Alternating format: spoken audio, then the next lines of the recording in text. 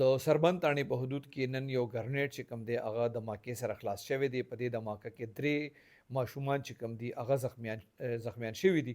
دا درې واړه ماشومان چې کوم دي به کباړ غونډه و. دې حوالې سره چې د پولیس کوم رپورټ دی هغه وی موږ ته اطلاع ملو شو چې یاره په سربند دولت زو کې ګرنیټ خلاص شوی دی. پولیس وی کله چې دی لاړل نو هلته درې کسان دغه د ګرنیټ په دې دماکه کې زخمیان شوي وو. د هغې عمرونه تقریبا 14 15 او 16 سال وو. دې کې رحمان الله، کامران او میرویس چې کوم دي دا په دې کې زخمیان شوي دي. پولیس وی کله چې د ماشومانو باره کې معلومات وکړل نو پته ولګېده چې دا درې واړه ماشومان افغانان دي. دی دلته کسټم چوک کې اوسېږي. دی اجزان چې کوم دي په دې سره چنګچي شانتې رک شوي په هغې کې دي کباړ راغونډوي. په کباړ کې ورته دا ګرنیټ هم چېرته نه میلاو شوی دی.